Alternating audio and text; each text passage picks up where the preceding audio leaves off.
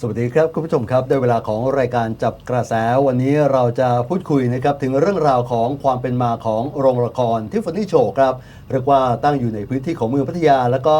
ทำให้นักท่องเที่ยวชาวต่างชาติและก็รวมถึงคนไทยนะครับเมื่อเดินทางมาเที่ยวที่เมืองพัทยาก็ต้องเข้าไปดูความสามารถของสาวประเภท2กันนะครับกับการแสดงโชว์ชุดต่างๆอย่างสวยงามเลยทีเดียววันนี้เราได้ตัวของผู้ที่อยู่เบื้องหลังแล้วก็รวมถึงผู้บริหารของโรงละครทิฟฟานี่โชว์นะครับก็คือท่านดร.ดารินพันธุศักดิ์นะครับรองประธานทิฟฟานี่โชว์พัทยาครับสวัสดีครับสวัสดีค่ะสวัสดีค่ะสวัสดีค่ะต้อนรับเข้าสู่รายการจับกระแสนะคะอย่างที่พี่ป๋อมได้เกริ่นไปนะคะต่างชาติถ้ามาประเทศไทยตรงมาพัทยาเลยเนี่ยก็ต้องอยากจะดูในส่วนของทิฟฟานี่โชว์นะคะเพราะว่าถือว่าในสมัยหนึ่งในยุคหนึ่งเนี่ยนะคะไม่ดูไม่ได้เลยนะคะทีนี้ค่ะก่อนอื่นเลยนะคะคุณผู้ชมคะเราอาจจะห่างหายกันไปนานแต่ว่าจริงๆแล้วเนี่ยในแวดวงพัทยาเราเนี่ยก็จะรู้จักกับท่านดร.กันเป็นอย่างดีแต่วันนี้นะคะเราก็จะมีในส่วนของการไลฟ์สดเนาะไปทั่วประเทศด้วยนะคะวันนี้ขออนุญาตค่ะให้ทางด้านท่านดร.นะคะแนะนำตัวกับคุณผู้ชมเนี่ยให้ได้ทำความรู้จักกันเพิ่มมากขึ้นเลยค่ะใช่ครับค่ะก็ขออนุญาตนะคะดิฉันดารินพันธุศักดิ์แล้วนะคะเป็นรองประธานบอร์ดของทิฟฟานี่โชว์พัทยาแล้วก็ในเครือนะคะในส่วนของคุณอลิสาพันธุศักดิ์นะคะเป็นน้องสาวท่านก็จะดูเรื่องของเป็น CEO นะคะดูแลในเรื่องของฝ่ายบริหารคุณวรัสยาพันธุศักดิ์ก็จะเป็นน้องสาวคนเล็กจะดูเรื่องของการเงินของเป็น CFO นะคะดิส่วนใหญ่จะไม่ค่อยเห็นดิฉันตามหน้าจอเท่าไหร่ดิฉันทำงานจบบัญชีธรรมศาสตร์นะคะในด้านของเรื่องของการเงินแล้วก็ดู internal audit นะคะภายในนะคะวันนี้ก็ดีใจแล้วก็กราบขอบพระคุณนะคะที่ได้เชิญมาก็คือเนื่องจากว่าทางเรานะคะก็ได้ประดิษฐานนะคะผู้ก่อตั้งรูปปั้นนะคะของคุณพ่อก็คือคุณสุธรรมพันธุศักดิ์นะคะเมื่อวันที่6นะคะพฤษภาคมนะคะที่ผ่านมาก็เลยถือโอกาสในการที่จะอุทิศเรื่องนี้เป็นทริบิวต์ให้กับผู้ก่อตั้งทั้งสองท่านนะคะก็จะให้ดิฉันเล่าไหมคะเรื่องประวัติที่ไปหรือคุณป๋องว่าไงดีคะเชิญค่ะเชิญเลยก็แนวความคิดของการก่อตั้งได้ค่ะประวัติของทิฟฟานี่โชว์เนี่ยนะคะจริงๆเริ่มเดิมทีเนี่ยปี 2500 ประมาณ 17เนี่ยคุณวิชัยแซ่ลิ้มเนี่ยเป็นคุณอั้งตีทุกคนจะรู้จักดีนะคะดิฉันก็จะเรียกท่านว่าเป็นคุณเป็นผู้เริ่มต้นในเรื่องอันนี้เป็นรูปของคุณพ่อนะคะสุธรรมเดี๋ยวคุณวิชัยจะเป็นอีกรูปปั้นหนึ่งนะคะนี่คือรูปปั้นของคุณวิชัยค่ะซึ่งคุณวิชัยเนี่ยได้เปิดโชว์เล็กๆในสยามเบชอพัทยาใต้นะคะประมาณนักแสดงประมาณ5ท่านคุณพ่อเนี่ยก็ได้เข้าไปดูนะคะคุณพ่อสุธรรมเนี่ยได้เข้าไปดูแล้วก็ท่านมีวิสัยทัศน์กว้างไกลมากก็คือมองว่าตอนนั้นยังไม่มีอะไรเลยพัทยาท่านมองเลยว่าโชว์นี้จะเป็นโชว์ที่ดึงดูดนักท่องเที่ยวทั่วโลกมาพัทยาได้นะคะฉะนั้นก็เลยได้ชวนคุณวิชัยว่าโอเคได้ตั้งณสถานที่ปัจจุบันที่เหมือนไวท์เฮาส์อยู่ตรงพัทยาสาย2นั่นก็คืออาคารทิฟฟานี่โชว์ปัจจุบันตั้งในปี 2535 บอกว่ามาร่วมทำโชว์กันไหมแล้วข้างล่างจะเป็นสนามยิงปืนจะเป็นสปอร์ตคอมเพล็กซ์คุณวิชัยก็สนใจที่จะมาแล้วก็หลังจากนั้นเนี่ยคุณพ่อเป็นคนวิสัยทัศน์กว้างไกลค่ะก็คือเรื่องมาร์เก็ตติ้งเรื่องอะไรต่างๆเนี่ยท่านเป็นคนช่วยตรงนี้ทั้งหมดนะคะจริงๆเริ่มเดิมทีเนี่ยท่านจะมีความเชี่ยวชาญในเรื่องของโรงแรมเพราะว่าท่านทำตั้งแต่โรงแรมไปถึงเป็นผู้จัดการและหลังจากนั้นท่านก็มาทำก่อตั้งบริษัทวูดแลนด์รีสอร์ทโฮเทลที่อยู่ตรงวงเวียนพัทยาเหนือนะคะฉะนั้นแต่เรื่องโชว์เนี่ยท่านมองว่าต่อไปมันจะเป็นโชว์ระดับโลกจะเหมือนลิโดหรืออะไรต่างๆแต่ว่าเนื่องจากความสามารถของสาวประเภท2คือไม่ใช่ชายจริงหญิงแท้ซึ่งสมัยนั้นเนี่ยไม่มีใครรับเขาทำงานเลย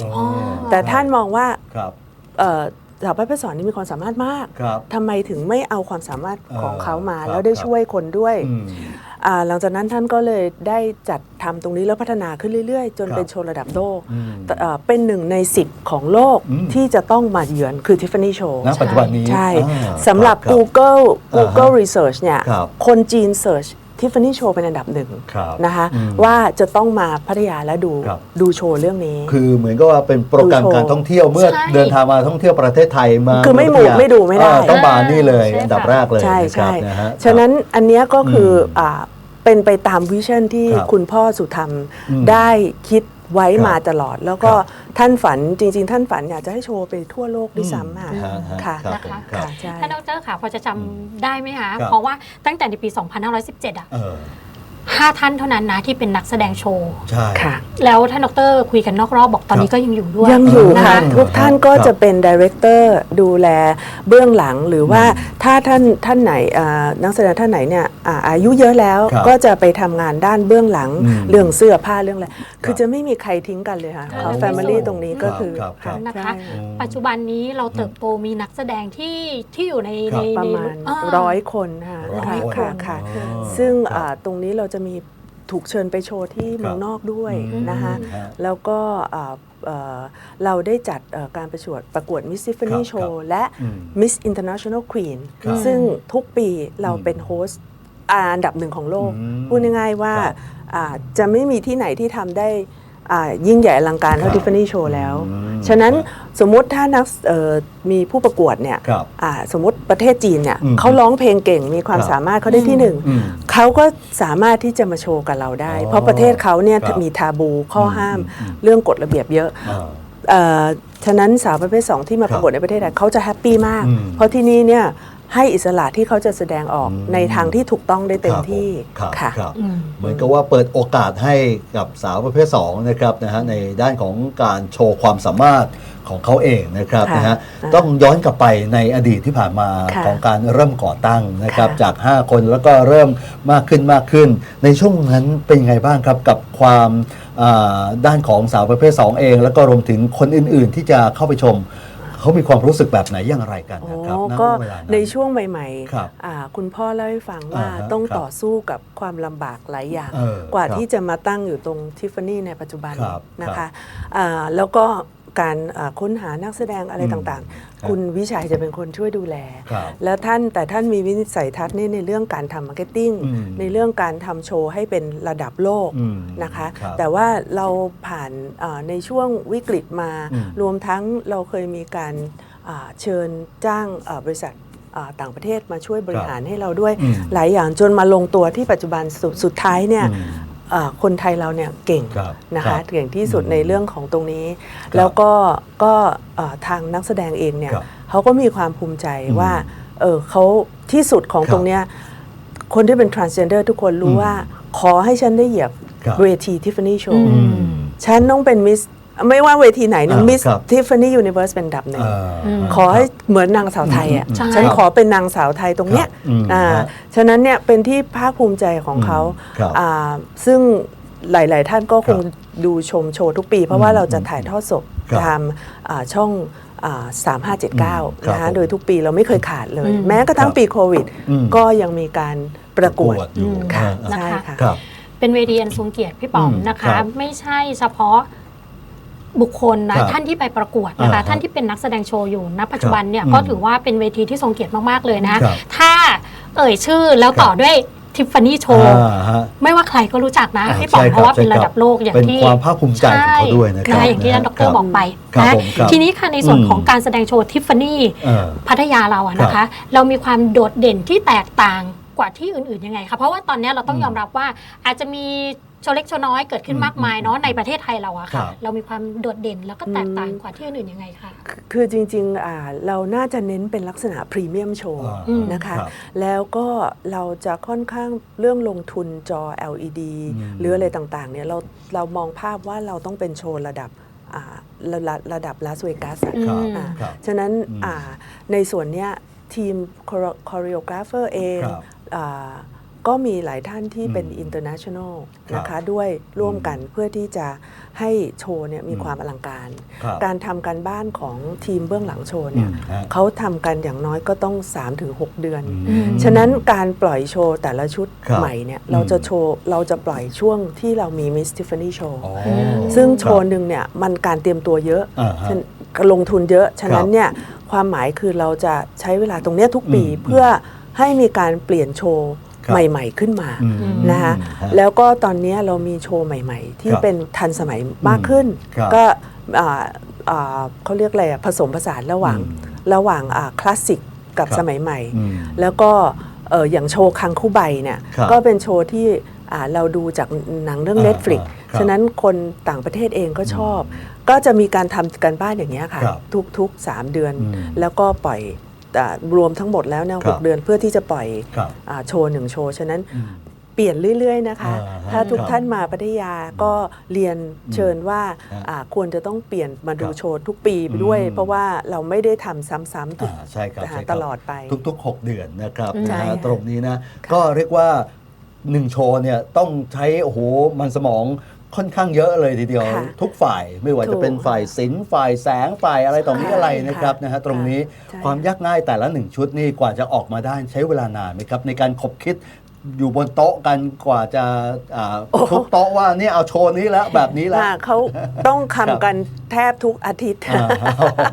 เพราะประชุมกันทุกอาทิตย์อยู่แล้วค่ะแล้วก็ความหมายตอนนี้เรากำลังจะจัดประกวด Miss International Queenระดับโลกเหมือนทุกปีก็คือจะมีผู้เข้าประกวดจากนานาประเทศเนี่ยอย่างน้อยก็35 คนทุกปีนะคะ35 ชาติฉะนั้นเนี่ย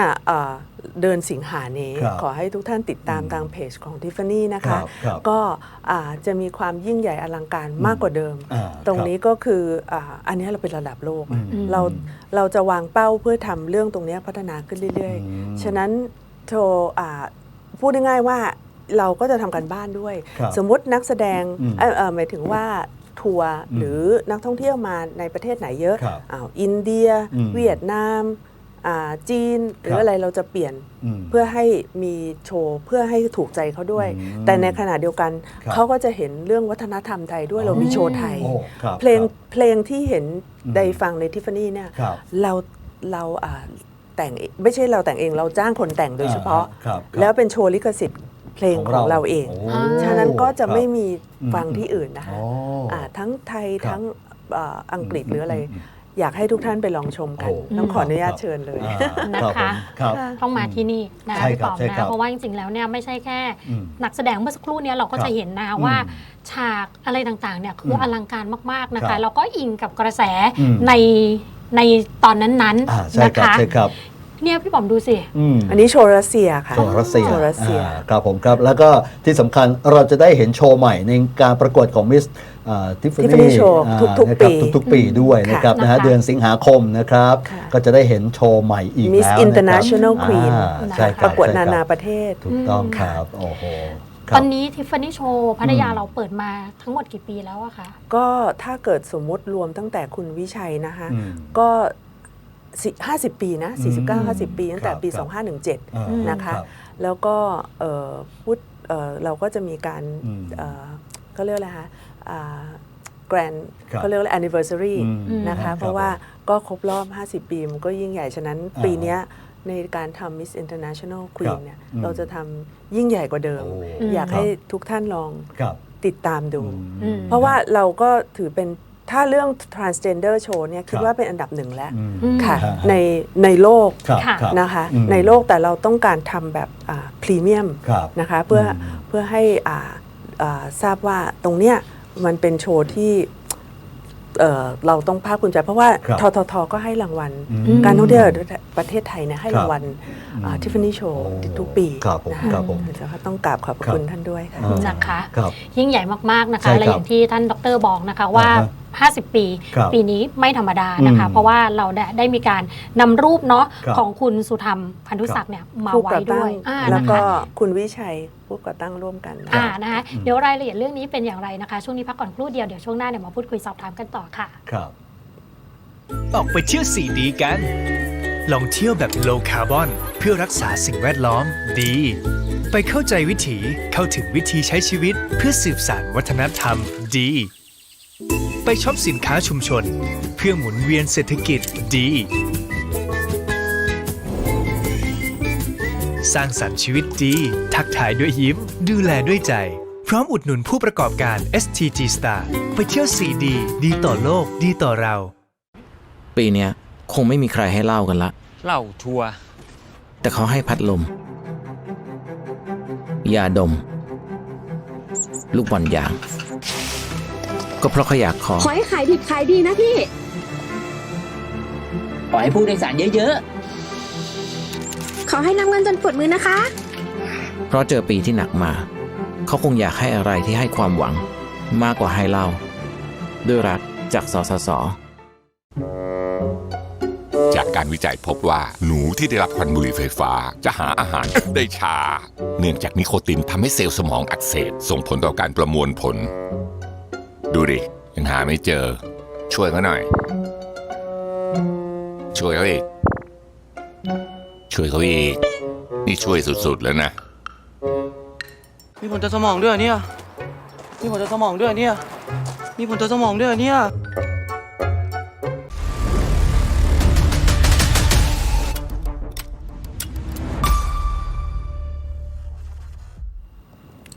พูดคุยกันต่อในช่วงที่2นะคะคุณผู้ชมกำลังอยู่กับเราในรายการจับกระแสค่ะวันนี้พูดคุยสัมภาษณ์กันนะคะกับทางด้านท่านดร.ดารินทร์ พันธุศักดิ์ค่ะท่านรองประธานทิฟฟานี่โชว์พัทยาช่วงแรกเนี่ยเราพูดคุยกันไว้แล้วว่าจุดประสงค์หลักๆเลยที่เรามาพูดคุยกันในวันนี้ก็คือการจัดตั้งเนาะในส่วนของรูปปั้นของคุณสุธรรม พันธุศักดิ์ค่ะที่ตอนนี้เราได้มีการนำไปตั้งประดิษฐานไว้ที่โรงละครทิฟฟานี่โชว์พัทยาอยากทราบค่ะถึงวัตถุประสงค์ของการจัดสร้างในครั้งนี้ค่ะอ๋อค่ะค่ะก็คุณพ่อคุณสุธรรมผู้ก่อตั้งทิฟฟานี่เนี่ยนะคะแล้วก็คุณวิชัยท่านก็ได้เสียไปในปีก็ไล่เรียกกันคือคุณพ่อสุธรรมเนี่ยเสียในตอนที่ท่านเป็นวุฒิสมาชิกช่วงปี 2559 นะคะแล้วก็คุณวิชัยเองท่านเพิ่งเสียประมาณปีกว่าๆนะคะเราก็เห็นว่าทั้งสองท่านเนี่ยเป็นผู้ที่ก่อตั้งและมีคุณูปการในเรื่องของการทำให้การแสดงโชว์ของสาวประเภท2โด่งดังไปทั่วโลกแล้วท่านมีวิสัยทัศน์แล้วตัวท่านเองจะเห็นรูปปั้นท่านเนี่ยแต่งชุดลูกเสือท่านจะชอบเล่าให้ลูกๆฟังเสมอว่าท่านเนี่ยมาจากครอบครัวไม่ได้รวยครอบครัวที่ยากจนนะคะความหมายก็คือท่านสร้างเนื้อสร้างตัวด้วยการเรียนวิชาลูกเสือและท่านเชื่อว่าการเรียนลูกเสือเนี่ยทำให้ท่านมีวินัยมีความตรงต่อเวลาท่านจะสอนเสมอว่าขอให้ลูกๆทุกคนเนี่ยยึดมั่นในเรื่องของการตรงต่อเวลาความซื่อสัตย์สุจริตกตัญญูและมีวินัยจะทำให้เจริญและประสบความสำเร็จท่านสร้างตัวเองได้ในระยะเวลาเนี่ยพูดถึงว่าสำหรับคนปกติก็ถือว่าเราทุกคนเนี่ยจะรู้สึกว่าท่านเก่งมากจากคนที่สร้างเนื้อสร้างตัวด้วยตัวเองแล้วช่วยด้วยตรงนี้จนท่านได้ตอนหลังเนี่ยท่านทำเรื่องเกี่ยวกับกิจการลูกเสือมากเหลือเกินจนยิ่งกว่าทำธุรกิจอีกนะคะแล้วก็ท่านก็เลยได้รับเหรียญลามกิรติและรวมบรอนซ์วูฟเนี่ยมีเพียงคนไทยไม่ถึง5คนของโลกที่ได้รับบรอนซ์วูฟคือผู้ที่อุทิศตนเสียสละอย่างแท้จริงให้พัฒนากิจการลูกเสือฉะนั้นเนี่ยเราก็เลยบุคคลอย่างท่านสุธรรมคุณพ่อหรือคุณอั้งตีเนี่ยก็เป็นตัวอย่างที่อยากให้ทุกคนได้รับทราบถึงประวัติของท่านเราก็เลยได้ทำรูปปั้นซึ่งใช้เวลา3ปีช่วงโควิดในการปั้นนะคะแล้วก็ทำมาได้ทุกคนแบบอึ้งว่าเหมือนมากแล้วก็สุดท้ายก็คือได้ดั่งใจว่าเป็นรูปท่านจริงๆก็ต้องขอบคุณศิลปินท่านก็เป็นหนึ่งใน3ของประเทศไทยเหมือนกันอาจารย์ท่านนี้นะคะที่ทำได้งดงามขนาดนี้แล้วก็เลยวันที่6 พฤษภาที่ผ่านมาทางพนักงานทิฟฟานี่โชว์ทุกคนก็ได้ทำบุญเลี้ยงพระและประดิษฐานทั้ง2ท่านไว้นะคะที่โรงละครทิฟฟานี่ชั้น2ค่ะคือเพื่อเป็นอนุสรณ์ให้กับทั้ง2ท่านนะคะโอเคค่ะถือว่าเป็นการเปิดโอกาสให้ถ้าย้อนกลับไปเปิดโอกาสให้กับสาวประเภท2ได้มีงานทำด้วยแล้วก็ได้แสดงความสามารถของเขาที่อยู่ในตัวของเขานะครับนะฮะตรงนี้นะและท่านทำเพื่อสังคมมากมายเหลือเกินพี่ป๋องเราเกิดในยุคที่ทันท่านพอดีนะเราก็จะเห็นเนาะในส่วนของที่ท่านทำประโยชน์ไว้มากมายเหลือเกินโดยเฉพาะเรื่องราวของลูกเสือเมื่อสักครู่นี้เราเห็นภาพท่านจะยิ้มอยู่ตลอดเวลาเลยนะไม่ใช่เรื่องง่ายนะพี่ป๋อมเหนื่อย นะคะ แล้วยังมีการทำมูลนิธิด้วยนะครับนะฮะตรงนี้นะ หลากหลาย หลากหลายเลยทีเดียวนะครับ เมื่อสักครู่นี้รูปปั้นสวยมากเลยอะค่ะ ใช่ วั ครับ สดุเนาะที่มาใช้ ที่ทำ ขึ้น ใช่ไหม บรอนซ์เป็นทองเหลืองใช่ค่ะ ครับ ทองเหลืองทั้งหมด ฮะ คุณผู้ชมก็สามารถ ครับ เข้าไปเนาะ ครับ ที่โรงละครทิฟฟานี่โชว์พัทยาได้นะคะ ใช่ เพื่อ ครับ ที่จะไปเยี่ยมชม ใช่ค่ะ ใช่ครับ ใช่ ใช่ ค่ะ ครับแล้วก็ไปชมการแสดงด้วยนะครับ ใช่ นะ ค่ะ ฮะ ใช่ค่ะ เมื่อสักครู่นี้พูดถึงเรื่องของมูลนิธิเราได้ทำมูลนิธิอะไรไว้ครั อ๋ บ อค่ะ ฮะ คุณพ่อจะ ครับ ทำมูลนิธิลูกเสือโลก อ่าน นะคะ ครับ ตรงนี้ก็คือท่านก็น่าจะเป็นประธานทางด้านลูกเสือไทยสูงสุดในสมัยนั้น ครับ แล้วก็ทางท่านฟิลิป อืม โซเลนเซนซึ่งเป็นพระสหายของคิงสวีเดนก็ ครับ ได้ชวนดิฉันต่อในเรื่องของมูลนิธิ Safeguard Kids ซึ่งจะอยู่ภายใต้พระบรมราชินีอุปถัมภ์ของ ครับ พระราชินีซีเวียแห่งสวีเดน ครับ ค่ะดิฉันจะช่วยในเรื่องงานของมูลนิธิ Safeguard Kids ในเรื่องของรณรงค์การต่อต้านการล่วงละเมิดทางเพศนะคะซึ่งทางพระราชินีทั้งสองพระองค์คือพระราชินีซีเวียแห่งสวีเดนและพระราชินีสุทธิดาแห่งประเทศไทยก็ ครับ ได้ร่วมในเรื่องของการประชุมชาย Protection Summit ในปี ในวันที่ 16 พฤษภาที่ผ่านมา ครับ นะคะ ครับ ก็ถือว่าอันนี้ก็ดิฉันก็ได้รับแรงบันดาลใจจากทั้งท่านฟิลิป และก็ ครับ คุณพ่อสุธรรมในการที่จะทำงานทางด้านเด็กต่อไป ครับ นะคะ ครับ ค่ะค่ะ ตรงนี้เราได้เข้าไปดูแลแล้วก็ช่วยเหลือด้านยังไงบ้างอะคะ ตรงนี้เนี่ยนะคะก็คือว่าเราในปีก่อนที่คุณพ่อจะเสียเนี่ย ครับ ท่านก็ได้มีส่วนในการผลักดันกฎหมายในปี ครับ 2558 ในประมวลกฎหมายอาญานะคะ ครับ เพื่อที่จะแก้ไขเรื่องว่าสื่อลามกเด็ก ครับ ก็คือได้เปลี่ยนกำหนดโทษให้มากขึ้นนะคะ ก็คือใครที่มีครอบครองสื่อลามกเด็กเนี่ย ครับ จะโดนจำคุก 5 ปี ปรับไม่เกิน100,000แล้วก็ใครที่ส่งต่อก็จะโดน 7 ปี โอ้ รู้สึกจะปรับ 140,000แล้วก็ ครับ ใครผลิตซ้ำเนี่ยจะโดนถึง 3 ปีแล้วก็ปรับไม่เกิน 200,000คือแต่ก่อนเนี่ยถ้าใครมีสื่อลามกเด็ก ครับ ในเครื่องคอมพิวเตอร์ยังถูกจับไม่ได้ ครับ ตอนเนี้ยหลังจากปี 2558 มาถูกจับได้ แล้วก็ตรงเนี้ยไม่เคยมีทั้งสองต้องเป็นพระมหากรุณาธิคุณของทั้งพระราชินีสองพระองค์ ครับ เป็นองค์ประธานที่จะช่วยให้ทุกฝ่ายไม่ว่าจะเป็นศาลตำรวจ DSI อัยการทุก ครับ อย่างจะต้องช่วยกัน แล้วก็ทำให้เป็นวาระแห่งชาติ อืม เพราะว่าในการที่ปล่อยเด็กปล่อยคน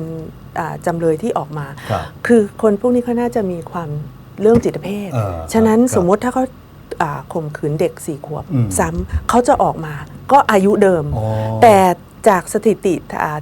ที่ทำรีเสิร์ช ครับ ที่ทางได้ศึกษามาเขาบอกน้อยลงเรื่อย อืม ๆ จนไปถึง 2 ขวบ โอ้ มีนะคะ โอ้ ฉะนั้นถ้าเกิด น่าตกใจนะเนี่ย น่าตกใจมาก ครับ ฉะนั้นเนี่ยอยากให้ อืม ฝากว่าท่านฟิลิปเนี่ยท่าน ครับ พูดเสมอค่ะ อืม ว่าเป็นหน้าที่ของทุกๆ คนเลยไม่ใช่ของใคร ครับ ถ้าช่วยกันแล้วก็ทำยังไงก็ได้คือไม่ใช่ลูกเขาลูกเรา ครับครับ ใครที่เป็นไม่ใช่ลูกเรา เราช่วยเขาด้วย ถ้าเกิดเราเห็นบุคคลที่เป็นประเภทนี้หรืออะไร ครับครับ เราต้องรีบหาทางที่จะช่วยเขาด้วย อืม ส่วนในเรื่องกฎหมายกำลังมีการรณรงค์ผลักดันให้มี ครับ ให้ไปถึงมากยิ่งขึ้นกว่านี้ค่ะ อืม หลังจาก ครับ ปี ผม 2558 ครับครับครับอ๋อก็ต้องช่วยกันอย่างที่ท่านดรได้บอกไปนะครับนะฮะก็สังคมจะได้น่าอยู่ยิ่งขึ้นนะ ค่ะ ใช่ ยิ่งเด็กๆด้วยต้องได้รับการดูแลปกป้องอย่างดี ใช่ นะครับ ค่ะ นะฮะตรงนี้นะโอ้โห อย่างที่เราได้บอกไป ใช่ครับ ว่าท่าน ใช่ครับ ทำทุกอย่าง เออ เพื่อสังคมอย่างมากมายเหลือเกิน ครับผมครับ อืม แล้วแบ่งเวลาอย่างไรครับนะฮะ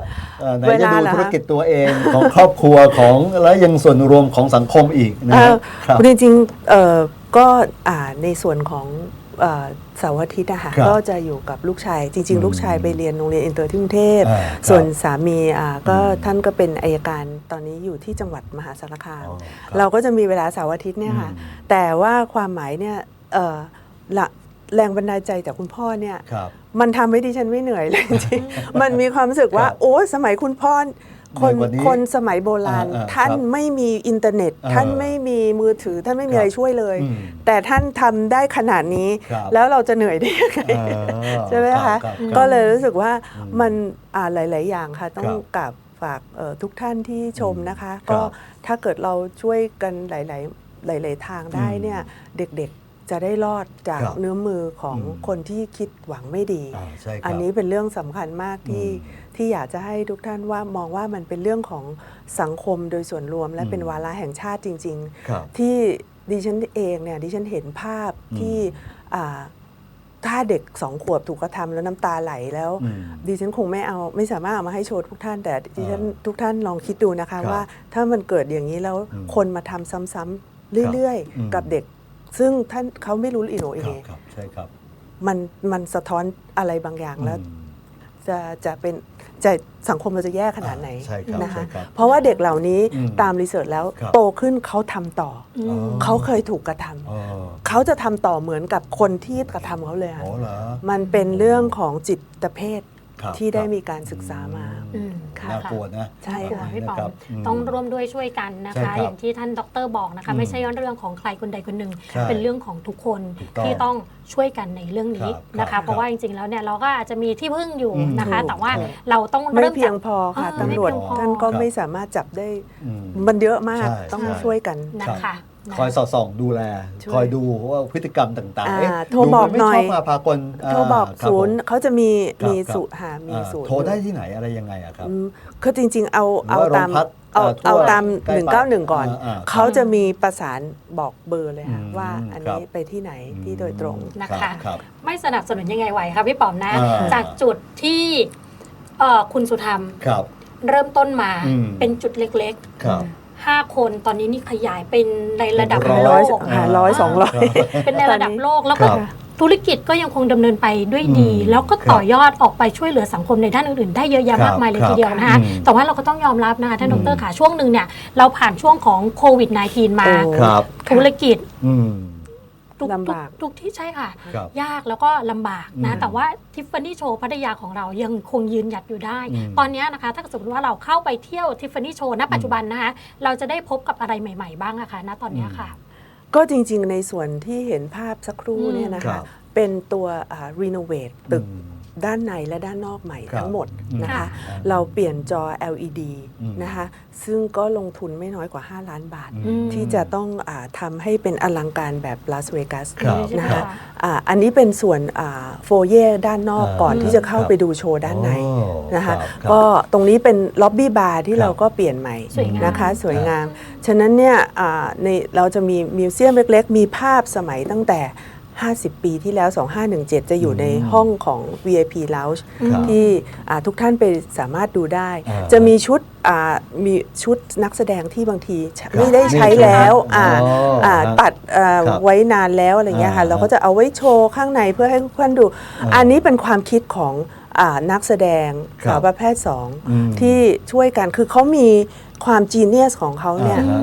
เขาจะเก่งด้านนี้มาก อืม จะทำได้อลังการมาก ฉะนั้น ครับ ทุกท่านจะทราบค่ะว่า อืม ความคิดอะไรที่ล้ำเนี่ย ครับ ที่เขาพูดว่า AI เนี่ยมา อ่า แทนที่คนเนี่ยหลายอาชีพ อ่า แต่บอกเลยนะคะ เวลาที่จะสอนเด็กๆ ให้ ครับ โตขึ้นไป อืม อย่าทิ้งเรื่องศิลปะ อืม กีฬา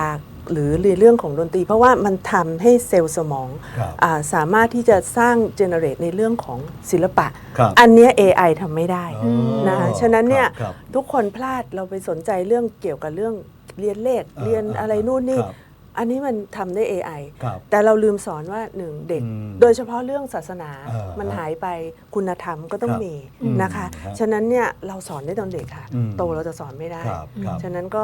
ฝากในเรื่องนี้ด้วย อืม ใช่ค่ะ รับ นะคะ โอ้โห เข้าไปนี้ตื่นตาตื่นใจแน่นอน ใช่ นะคะ ใช่ สำหรับคุณผู้ชมที่อาจจะ ครับ เคยมาเที่ยวแล้ว ครับ นะคะ ครับ แต่ว่าณปัจจุบันนะทุกๆ 6 เดือนแหละ อืม 3-4 เดือนไปเนี่ยก็จะเจอโชว์ใหม่ อ่า ๆ อะไรที่มีความใหม่ ครับ อยู่ในทิฟฟานี่โชว์รอคุณ โชว์เรา แน่นอน โชว์ใหม่เราจะมีก็เนี่ยค่ะทุ ค ก รับ ทุกปี ทุกปี หนึ่งถึง 2 ชุดก็ต้องจะเปลี่ยน ครับ เพราะว่าลงทุนต่อชุดก็ หลายตังค์ ไม่น้อยค่ะมหาศาล ครับผม ใช้ ครับ เวลานิดนึง ใช่ครับ ค่ะ ใช่ครับนะฮะก็ตอนนี้หลาย ๆ คนก็อยากจะทราบว่าการเข้าไปชมการแสดงโชว์ของทิฟฟานี่ อ่า แต่ละวันมีกี่รอบอะครับ เอามี 3 รอบนะคะ 3รอบใช่ไหมฮะ แล้วก็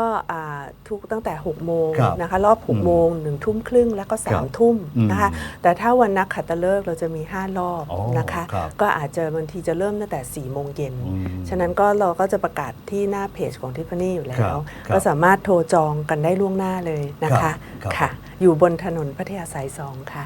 ค่ะ พัทยาเหนือ ตึก นะค เห รั มื บ อนไวท์เฮาส์ค่ะ สีขาว ครับผม ๆ สีขาวๆสวยเลยทีเดียวนะครับ ค่ะ สุดท้ายแล้วครับ อยากจะให้ทางท่านดร.ดารินพันธุศักดิ์นะครับ ได้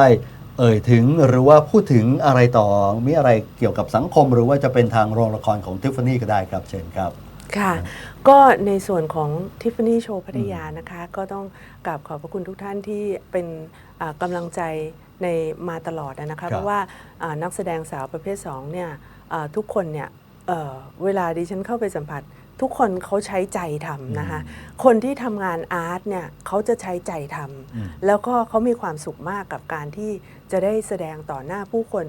จะให้คนเล็กคนน้อยคนยังไงหมายถึงว่าโรงละครมีแค่ไหนเขาโชว์เต็มที่เพื่อที่จะให้ทุกคนเนี่ยได้ความรู้สึกในการที่ดื่มด่ำและอิ่มเอมกับการดูโชว์ ระดับที่เขาแสดงเต็มที่ระดับโลกนะคะฉะนั้นก็อยากฝากค่ะว่าถ้ายังไงมาพัทยาก็ไปให้กำลังใจทุกคนได้นะคะที่ Tiffany Show แล้วก็เราจะจัดงานMiss Tiffany Show แล้วก็ Miss International Queen ทุกปีนะคะก็ประมาณเดือนพฤษภาและเดือนสิงหานะคะยังไงติดตามชมได้ที่เพจ Tiffany Show นะคะครับผม ขอบพระคุณทุกท่านเลยค่ะ ครับผมเอาละครับนี่ก็คือเรื่องราวต่างๆนะครับกับความเป็นมาของ Tiffany Show นะครับกับเรียกว่าอัครสถานบันเทิงก็ว่าได้นะครับนะฮะนะครับนี่คือท่านดร.ดารินพันธุศักดิ์นะครับรองประธานบอร์ดของ Tiffany Show พัทยาครับนอกเหนือจากการดูแลในด้านของธุรกิจของครอบครัวแล้วยังดูแลด้านของสังคมด้วยนะครับขอบพระคุณครับที่สละเวลามาพูดคุยครับขอบคุณครับท่านดร.ดารินพันธุศักดิ์นะครับวันนี้หมดเวลาลงแล้วครับขอบคุณสำหรับการติดตามนะครับเราทั้งหมดลาไปก่อนครับสวัสดีครับ สวัสดีค่ะ สวัสดีค่ะ